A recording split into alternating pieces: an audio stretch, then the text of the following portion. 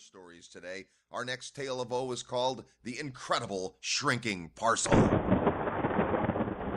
Joining us with this shocking story is real estate investor Nick Jensen. How are you, Nick? I'm doing great. How are you? I'm doing great. I know most goes well in real estate in your life, but every now and then something goes bad. Tell us about your Halloween horror story. Yeah, my Halloween horror story comes from a property I bought back in 2003. I was just getting into the real estate market, very excited about investing in real estate, and I bought this trailer home on 3 acres of land. Here we are in 2015.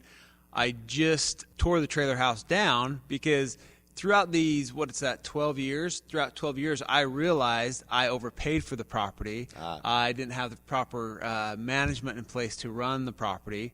And so here I am in 2015 looking at, I don't have a trailer house anymore. I have a piece of land, and now what do I do with that land? Which I'll probably build another investment property on. So during the time that you had this home, trailer home on it, you were getting rent. How did that perform from an investment point of view? You said you overpaid for the property. So from an investment point of view, it cash flowed well in the beginning.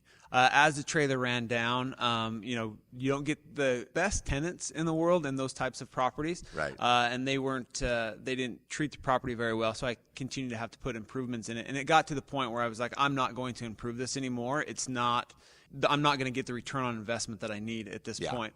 In the end, it did not cash flow very well, and it was actually very difficult to get somebody evicted out of the property when they quit paying rent. So it's been a progressive nightmare. Well, okay, so now you end up with a piece of land, and so here's part of it. Investment philosophy, you bought it as a rental, weren't thinking about land, but it's on 3 acres. Tell us about that. There is a possibility, and of course, our listeners don't know this about you, but you're in the construction trade, so what's the future of this property look like? So when I originally bought it, it was on 3 acres. I traded off 2 of those acres for equity in another piece of property. So now I've got just under an acre. Okay. This continues the horror story, right? So I'm looking to build a duplex on the piece of property and rent it out.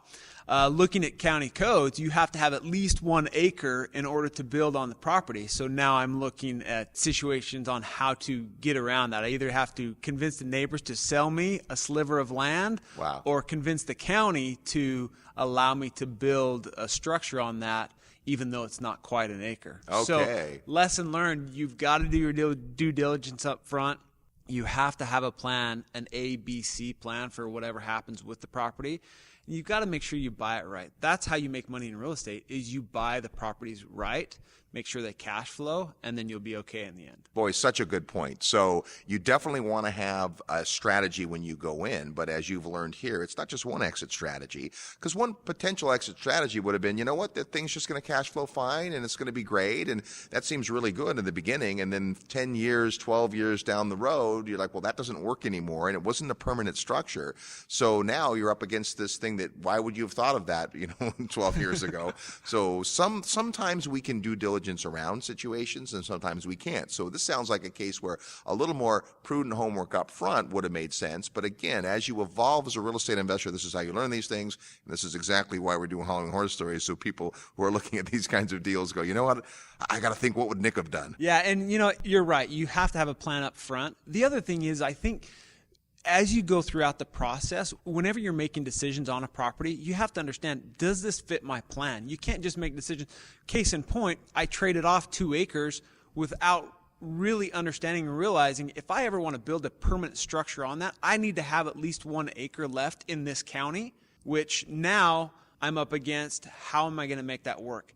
I'm not worried about it. I'll figure it out. That's what we do in the real estate business. Right. But it brings on interesting challenges. Excellent stuff. Well, Nick, thanks for sharing your Halloween horror story with us. Thank you. Have a great day. It's Halloween Horror Stories today on the Real Estate Guys.